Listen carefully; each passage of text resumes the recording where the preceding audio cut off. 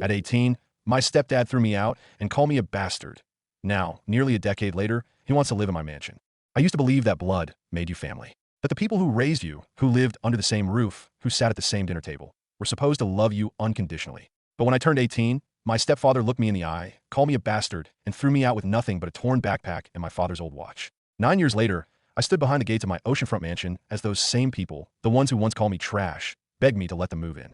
I didn't shout. I didn't argue. I just smiled and locked the gate. My name is Ethan Carter, and I'm 35 years old now. I live in a glass and stone mansion overlooking the Pacific Ocean, a place so peaceful that even the sound of the waves feels like forgiveness. But it wasn't always like this. I wasn't born rich. I wasn't even born welcome. My story begins in a quiet suburb of Richmond, Virginia, where houses looked perfect on the outside. White picket fences, trimmed lawns, neighbors who waved and smiled. But behind our front door, life was far from peaceful. My father died before I took my first breath. My mother, Helen, told me he was a kind man, a dreamer who fixed cars during the week and played guitar on Sunday afternoons. She said I had his eyes and a smile. For a long time, that was all I had of him. A few faded photographs, an old watch with a cracked face, and the way Mom would look at me sometimes when she was missing him. Then when I was 7, Mom met Richard Carter. He was everything my father wasn't. Tall, commanding, always dressed in expensive suits that smelled like cologne and confidence. The kind of man who spoke like he was the only person in the room worth listening to. He owned a construction company and lived by one rule: control. At first, I wanted to like him. I really did.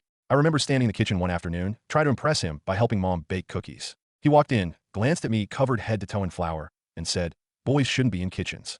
Go wash up." It wasn't what he said. It was how he said it. Like I was already in his way. When they got married, everything changed. Richard moved into our small house and filled it with new furniture, new rules, and this silence that wrapped around everything like plastic wrap. Mom quit her job at the library because he wanted her home. I started doing extra chores around the house, trying to be useful, trying to prove I belonged. But nothing I did ever seemed right. Richard didn't raise his voice often, but when he did, it echoed through the walls and rattled the windows. "You're not my responsibility, Ethan," he'd say, standing in the doorway of my room. "You're lucky I let you live under my roof." It wasn't long before I realized that home was just a place where you slept and hoped not to be noticed. When I was 9, my half-brother Mark was born. I still remember holding him for the first time in the hospital. Tiny, red-faced, crying so hard his whole body shook. Mom laughed and said, "He likes you." For a moment, I believed it. But from the day Mark opened his eyes, he became Richard's entire world. New crib with a mobile that played classical music, designer baby clothes from stores I'd never heard of, endless toys that filled the living room. Every photo on the mantelpiece was of them, father and son. There was never a picture of me. I got used to being invisible. I'd eat dinner in silence while Richard told stories about business deals and golf tournaments. Mark would laugh, copying every word his father said, even before he understood what they meant. I sat there quietly, staring at my plate, wondering why I even bothered showing up. Mom tried to balance things. Sometimes late at night, after Richard had gone to bed, she'd sneak into my room and sit on the edge of my mattress. The springs would creak and she'd whisper, "I'm sorry, sweetheart. He's just difficult." I'd nod and pretend not to care. But I did, deeply. As I grew older, Richard's disdain sharpened like a knife being whetted. He'd make these subtle remarks that burned long after they were spoken. "You've got your father's stubbornness," he'd sneer across the dinner table. "Guess it runs in the bastard bloodline." Mom would flinch every single time he said that word.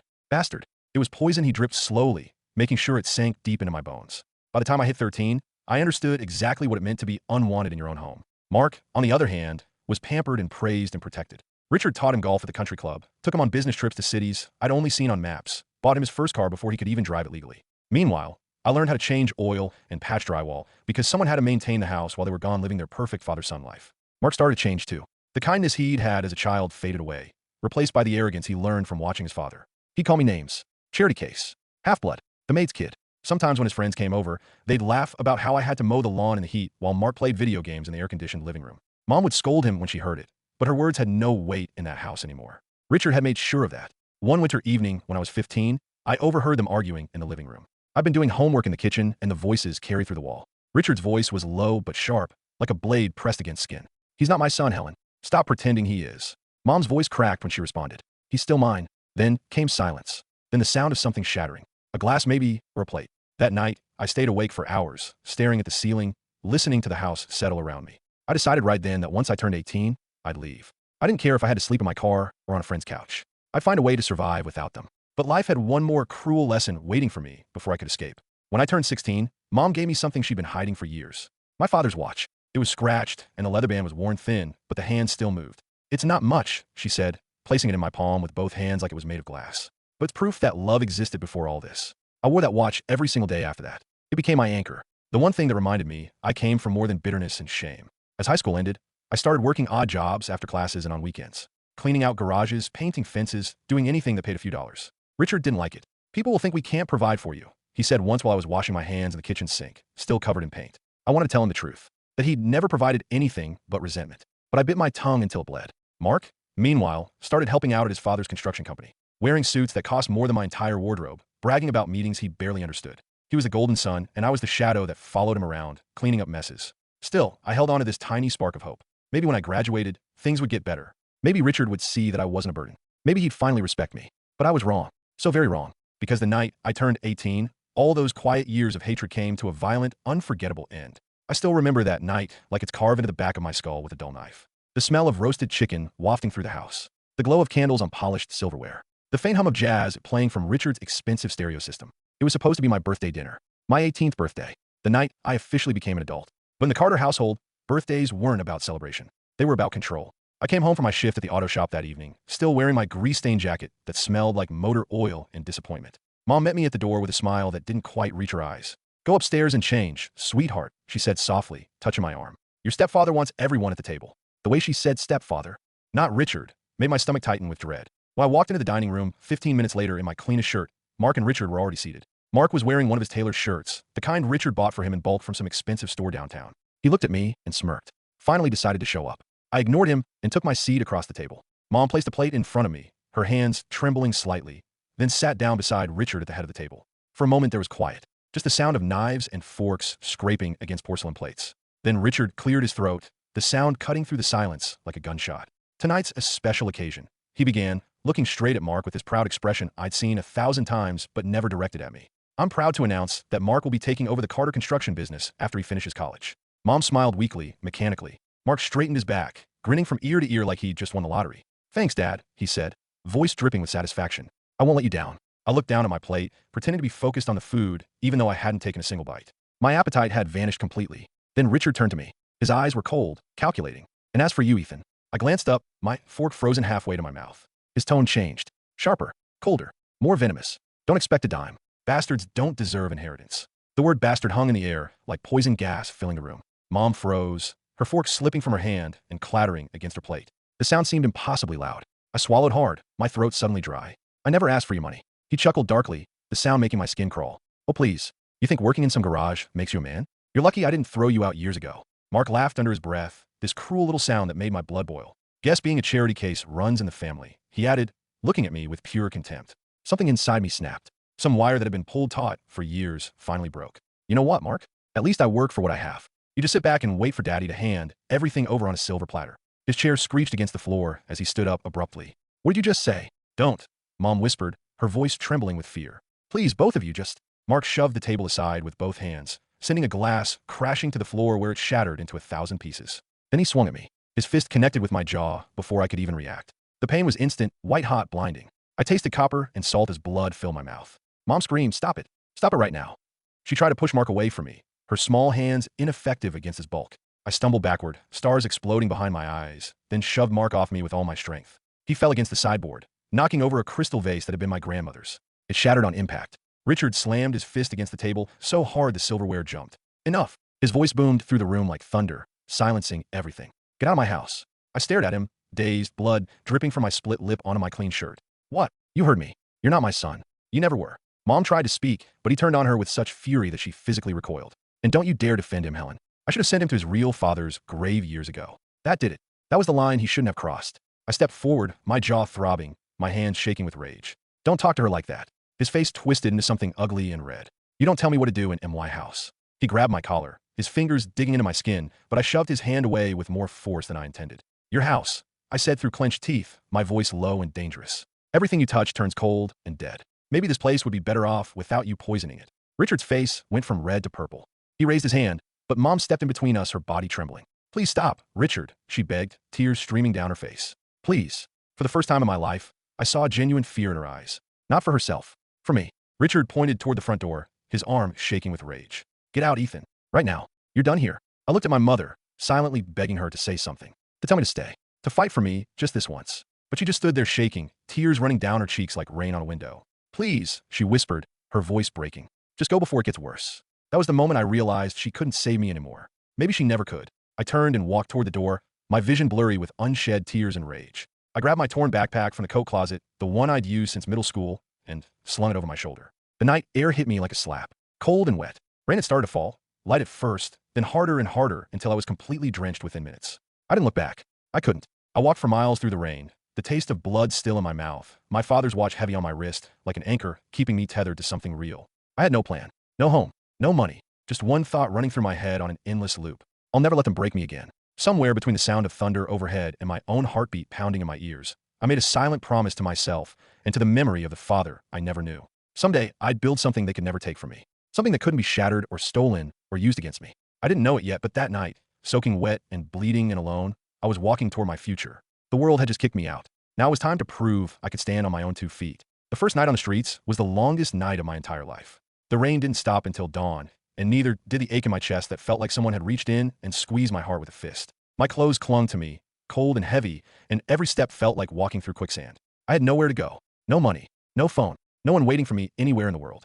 By morning, I found myself behind a 24-hour diner, huddled near the trash bins trying to steal what little warmth they offered. The smell of burnt bacon and old grease hung thick in the air, making my empty stomach twist with hunger. When the cook came out to dump garbage, I tried to make myself invisible, pressing against the brick wall. He looked at me, then back at the trash bags, and shut the door without saying a word. That's when I realized something brutal and true. Nobody cared. For the next few days, I survived on leftover food people threw away. Cold fries that tasted like cardboard. Half-eaten burgers with the bun soggy from ketchup. I'd drink water from public fountains, wash my face in gas station bathrooms, and sleep behind dumpsters where the security cameras couldn't see me. Every time I thought of Richard's words echoing in my head, bastards don't deserve inheritance, something inside me hardened like steel being tempered in fire. I wasn't going to die in an alley. I wasn't going to become another statistic. If the world had decided I was trash, then I'd learn how to turn trash into something valuable. After almost a week of drifting through the city like a ghost, I saw a help wanted sign taped to the window of a cleaning company. They needed a night janitor for an office building downtown. I didn't hesitate. I walked in soaking wet and exhausted, my backpack slung over one shoulder, and told the manager I'd do anything. He was a middle-aged guy with tired eyes and coffee stains on his shirt. He glanced at me, probably wondering if I'd steal the mop bucket and run, but finally he sighed and said, "You show up on time, you get paid every Friday. Miss one shift, and you're gone." That was my first break. 4 months, I worked the graveyard shift, mopping floors that stretched for what felt like miles, emptying trash bins that smelled like disappointment, scrubbing toilets that other people couldn't be bothered to clean. I'd clean conference rooms long after the people in expensive suits had gone home to their warm houses and loving families. I'd imagine what it would feel like to sit in one of those leather chairs for real, not just to wipe crumbs off the armrests. It was lonely work, but it gave me something I hadn't had in a long time. Purpose. That's when I met George. He was in his 60s, bald with calloused hands that looked like they'd built half the city, and eyes that had seen too much, but somehow still managed to find reasons to smile. He worked the same shift I did, pushing his mop in this steady rhythm, whistling old country songs under his breath. One night, during our break, he handed me a cup of coffee from the vending machine. It was bitter and too hot, but I accepted it gratefully. "You look like a man carrying the whole world on his back," he said, sitting down on the concrete steps beside me. I let out a bitter laugh. "Feels like it." We sat there for a while, watching the city lights flicker through the fog like distant stars. I told him bits and pieces of my story. Not everything, because some wounds were still too fresh to expose to air, but enough. He didn't judge me. He just nodded, took a slow sip of his coffee, and said something I'd never forget. "Well, kid, you can either keep drowning in it or you can build yourself a damn boat." Those words stuck with me like glue. Over time, George became more than just a coworker. He became my mentor. He'd worked as a carpenter for 30 years before an accident wrecked his back and forced him into janitorial work to pay the bills. But his hands still remembered how to build things. Wood, steel, concrete, he'd say, showing me how to fix a broken door hinge in the building. It's all about patience. You rush, you ruin it. You care, you create something that lasts. That was the spark I needed. On weekends, I started helping him with small side jobs around the city. Patching walls for elderly homeowners. Painting rooms for young couples who couldn't afford professional contractors. Fixing shelves for small businesses on tight budgets. We'd split the cash 50-50, and every single dollar I earned went straight into a coffee tin I kept hidden under the mattress at the cheap motel I was renting by the week. George noticed my determination pretty quickly. One evening as we were packing up our tools, he said, "You've got good hands, Ethan. You remind me of myself back when I still believed in starting over." "Why'd you stop believing?" I asked, genuinely curious. He smiled this sad smile that made his eyes look ancient. "Lost too much, I guess. But maybe that's why you're here. To remind me there's still time to build something worthwhile before it's all over." After that conversation, we became like family. Not the kind bound by blood and obligation. The kind bound by struggle and understanding. At night, when the world finally slept and the office building was quiet except for the hum of fluorescent lights, I'd sit on the rooftop with a notebook in my lap, writing down goals like they were prayers to a god I wasn't sure existed. Get an apartment. Buy a toolbox. Start a business. Never go back. Each word felt like a promise I couldn't afford to break. Then one evening, I caught my reflection in a window as I was cleaning it. And for the first time, I didn't see the scared boy Richard had thrown out into the rain. I saw a man who'd refused to disappear. It took a full year of working myself to exhaustion before I saved enough money for a small apartment. It wasn't much. Just one room with cracked walls, a mattress on the floor, and a window that didn't quite close all the way so cold air seeped in during winter. But when I turned the key in that lock the first time and stepped inside, I cried. Not because I was sad, but because it was mine. Nobody could throw me out of that place. Nobody could take it away from me. That apartment became my sanctuary. I filled it slowly with secondhand furniture from thrift stores, tools from pawn shops, and plans scribbled on napkins during lunch breaks. George kept teaching me everything he knew: how to cut wood properly without wasting material, how to use power tools safely, how to measure twice and cut once, because mistakes cost money. Someday you'll build something that'll make all this worth it, he used to say, his voice rough but warm like worn leather. I didn't know it yet, but he was absolutely right. One night, as we walked home after a long shift, George looked up at the city skyline and said something I'd carry with me forever. You see those lights up there, kid? Every single one of those buildings started with a man who had nothing but a plan and the stubbornness to see it through. Don't ever forget that. I didn't forget, because right then, standing on cracked pavement under a flickering streetlight, I decided that no matter how long it took or how hard I had to work, I was going to build something that couldn't be taken from me. I wasn't going to just survive anymore. I was going to create. And though I didn't realize at the time, the foundation of my future empire, the one with glass walls overlooking the Pacific Ocean, was being laid right there by a janitor with blistered hands and a dream too stubborn to die. It started small, the way most dreams do. I was 20 years old when I bought my first real toolbox from a pawn shop on 8th Street. It had scratches and dents and smelled faintly of oil and sawdust, but to me it was treasure. Each tool felt like a ticket to somewhere better. George and I started taking more side jobs around the neighborhood, fixing fences, repairing decks, repainting old storefronts that had seen better days. Word spread fast in that community. People loved that we showed up when we said we would, didn't overcharge, and actually cared about doing things right. At first we called ourselves G&E Handyman Services. It wasn't fancy, but it was ours. We had no office, no website, no business cards. Just two men, a rusty van George had bought for $300, and a mountain of determination. Those early years were absolutely brutal. We'd wake up before sunrise, load up the van with whatever tools we'd need that day, and work until our hands went numb and our backs screamed for mercy. Sometimes clients would stiff us, disappearing after we'd finished the work without paying what they owed. Other times we'd fix things for free because someone reminded us of who we used to be, lost and struggling and desperate for help. But every single job taught me something new. Patience, discipline, pride in my craft. When I wasn't working, I was learning. I'd stay up late watching construction tutorials on an old laptop I'd bought from a thrift store. I took online business classes through free programs at the library. I read everything I could find about entrepreneurship and studied how people built companies from absolutely nothing. George used to joke, "We're going to end up building skyscrapers one day, kid." I'd laugh it off, but part of me was starting to believe it might actually be possible. Then everything changed the day we got a call from a real estate developer who'd heard about our reliability through the grapevine. He needed a crew to refurbish a set of rundown rental properties on the coast. It was the biggest job we'd ever been offered. Way beyond our capacity, honestly. But I said yes anyway without hesitation. We spent the next 3 months working around the clock. I hired a few extra guys, friends of friends who needed second chances just like me. We painted every wall, hammered every loose board, sanded every rough surface, and rebuilt those old properties from the inside out until they looked brand new. When the developer came to inspect the final unit, he walked through slowly, running his hand along the walls, checking the corners, testing the faucets. Then he turned to me and nodded. "You've got something here, kid. Ever think about expanding?"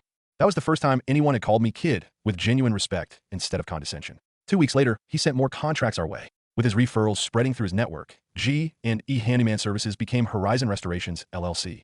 The name came to me one morning as I watched the sun rise through my apartment window, painting the sky in shades of gold and pink. Horizon meant possibility. Something always just ahead, always worth chasing. George smiled when I showed him the new business cards I had printed at Kinko's. "You've done it, Ethan," he said quietly, pride shining in his weathered eyes. "You've turned scraps into something solid." But he didn't know the full truth buried beneath my drive. I wasn't just chasing success. I was running from shame. Every time I made money, every time a client praised my work, I'd hear Richard's voice echoing in the back of my skull, calling me worthless. And each dollar I earned, each satisfied customer, each completed project was my way of proving him wrong. The years blurred together after that. We grew faster than I'd ever imagined possible. I learned how to negotiate contracts, manage payroll, and hire good people who share my values. Eventually, I moved Horizon Restorations into a real office with glass doors and clean desks and everything. George cried the first day he walked into that office. "You built this," he said, his voice thick with emotion. All of it, I wanted to tell him, was because of him, that without his guidance, I'd still be lost. But he already knew. As Horizon continued to expand, so did our reach.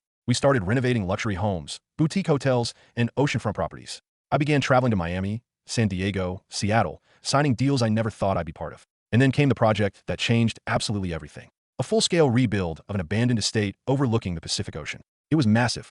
5 bedrooms, marble floors, an infinity pool, a private dock. The previous owner had gone bankrupt, and the bank wanted it restored before selling. It was the kind of job big construction firms with decades of history usually got. But somehow, through a combination of reputation and luck, it landed in my lap. I poured everything I had into that project. For months, I lived on site, sleeping on a cot in what would eventually become the master bedroom, while my crew worked on to dusk. Every detail had to be perfect. The glass, the stone, the lighting, everything. When it was finally finished, the property looked like something out of a dream. A few weeks later, the bank put it up for auction. On a complete whim, I attended.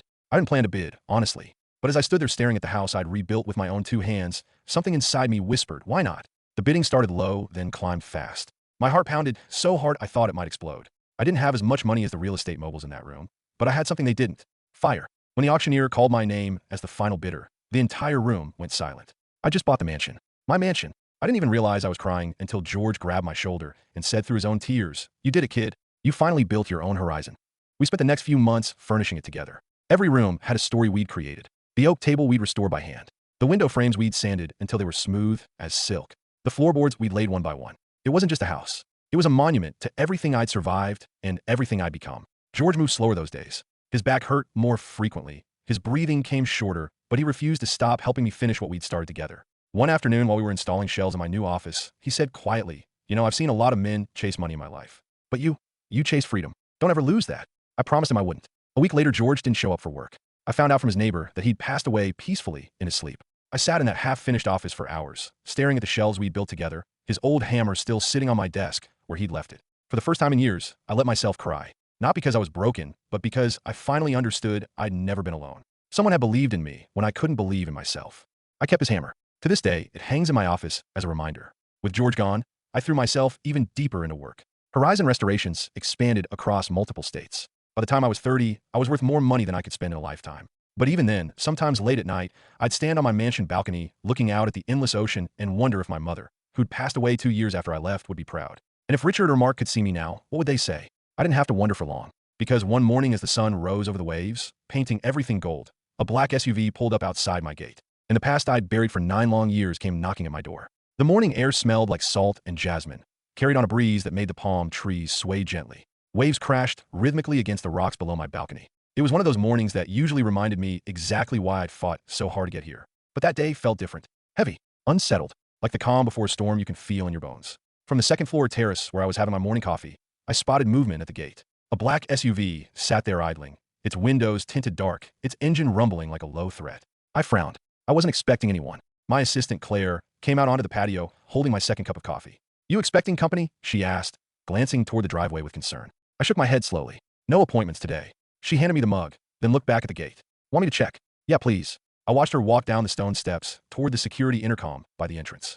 I couldn't hear what she was saying, but after a few moments she turned back to me, her face pale as paper. "Ethan," she called, her voice hesitant. "There's a man and a woman out there. They say they're your family." The words hit me like a wave of ice water. Family? I didn't have one. Not anymore. Not for 9 years. Still, I walked toward the gate, each step feeling heavier than the last. When I reached the security monitor beside the entrance, I pressed the button that brought up the camera feed. And there they were on the screen, clear as day. Richard, standing right at my gate. And beside him, my half-brother Mark.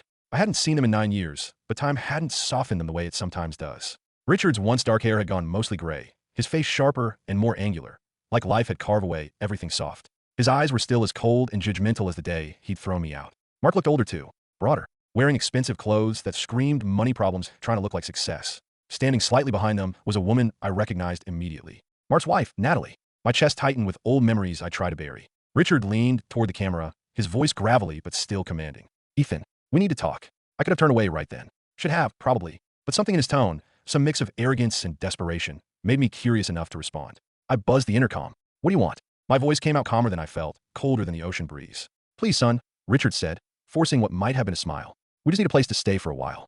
Things have been difficult." I almost laughed out loud. "You threw me out when I was 18. Remember? Your exact words were, 'Bastards don't deserve inheritance.'" Richard's expression flickered with something. Guilt, maybe, but he recovered quickly. "That was a long time ago, Ethan. Things were complicated back then." "Complicated?" I repeated, my voice sharp enough to cut glass. "You mean cruel?" Mark stepped forward, his jaw tight with barely controlled anger.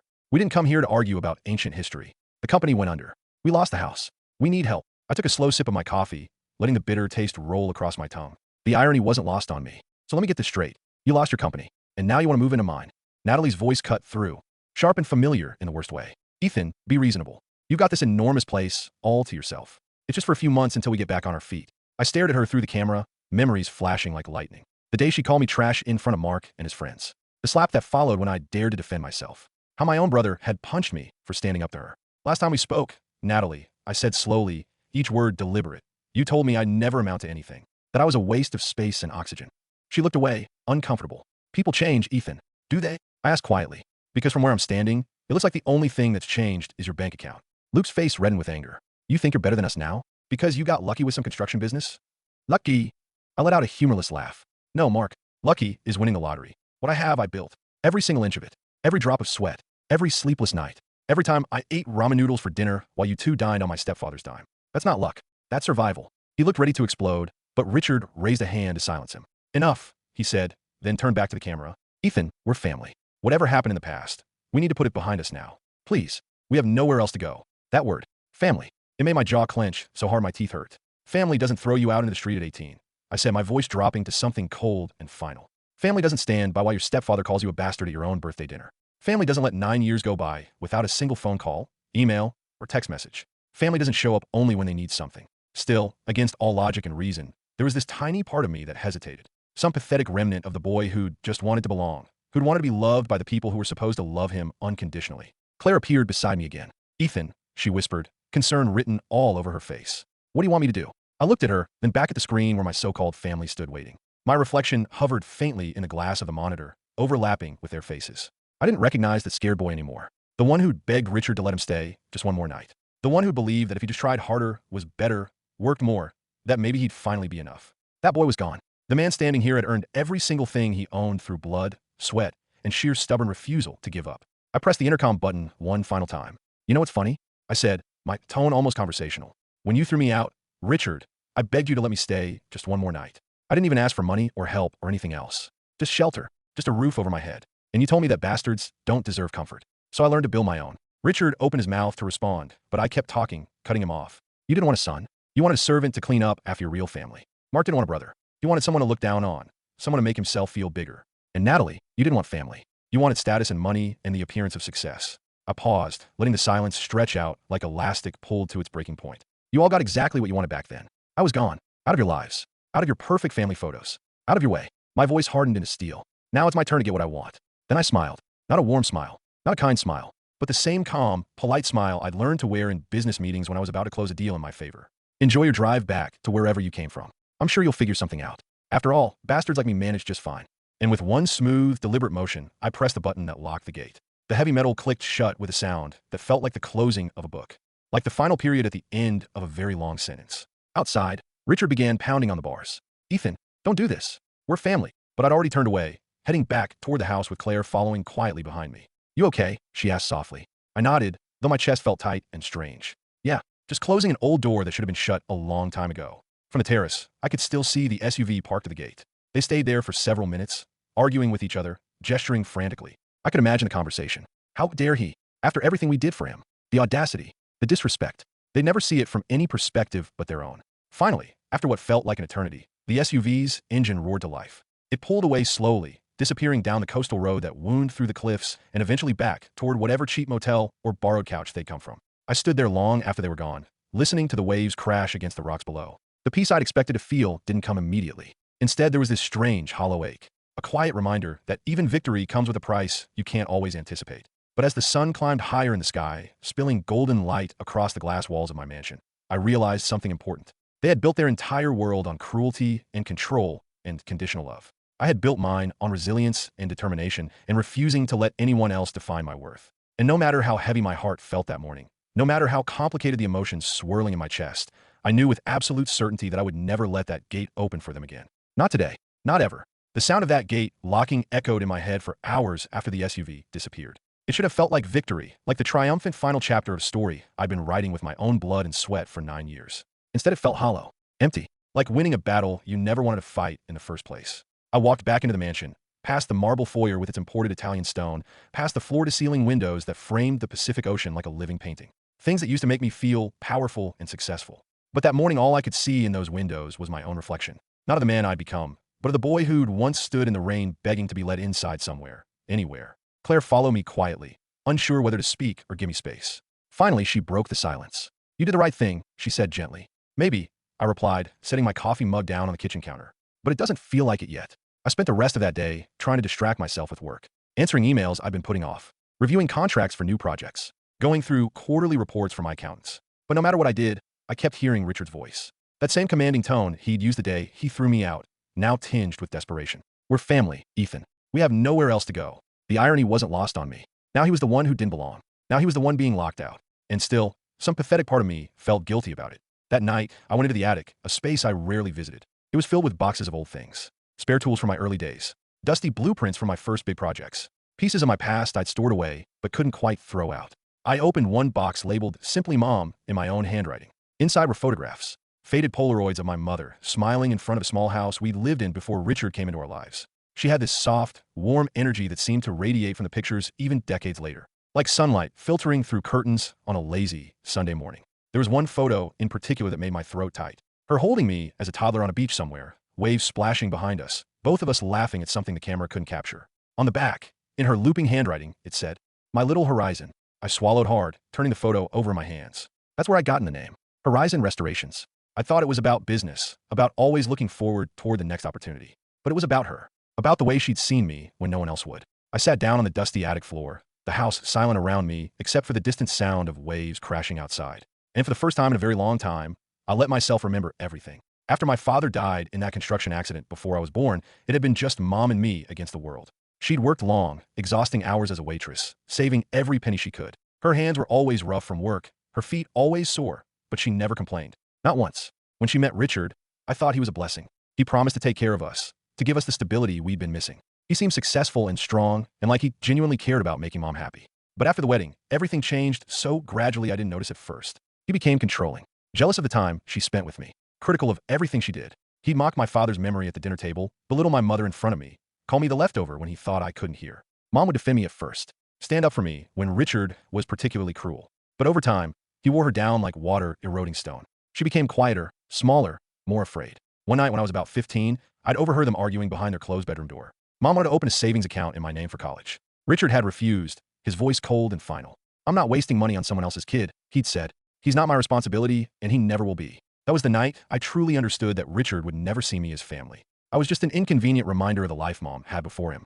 2 years later, Mom got sick. Liver failure brought on by years of stress and exhaustion, and swallowing her own pain to keep the peace. She never recovered. I remembered holding her hand in the sterile hospital room, machines beeping rhythmically around us, as she whispered her final words to me with breath that came shallow and labored. "Don't let him break you, Ethan. Build something beautiful. Promise me." Those were the last words she ever spoke. And now, sitting in the attic surrounded by her memories, I finally understood what she'd really meant. She hadn't just been talking about financial success or professional achievement. She'd been talking about healing, about not letting the cruelty of others turn me into someone cruel, about building a life defined by creation instead of destruction. Claire knocked softly on the attic doorframe. "Hey," she said, stepping carefully around boxes. "You okay up here?"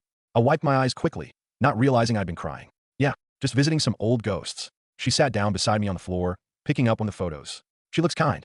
"She was," I said quietly, "too kind for her own good sometimes." After a long pause, Claire asked the question I'd been avoiding. "Do you think you'll ever forgive him, Richard and Mark?" I looked at the photograph again. My mother's smile frozen in time, full of hope and love and belief in better days. "I don't know," I admitted honestly. "Maybe someday. But forgiveness isn't really about them, is it? It's about me. About whether I can let go of the weight I've been carrying."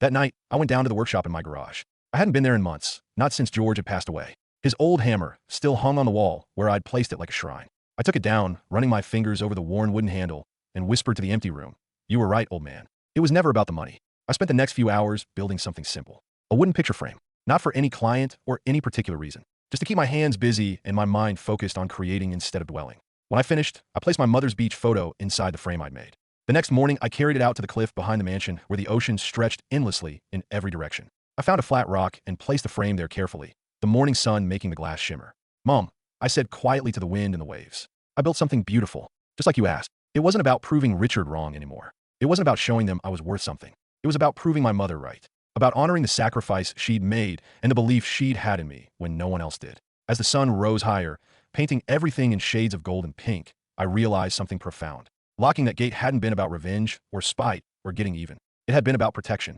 about refusing to let the same poison back into my life, about finally understanding that some doors need to stay closed not because you're cruel, but because you're choosing peace. The boy who'd once begged to be let inside was gone forever.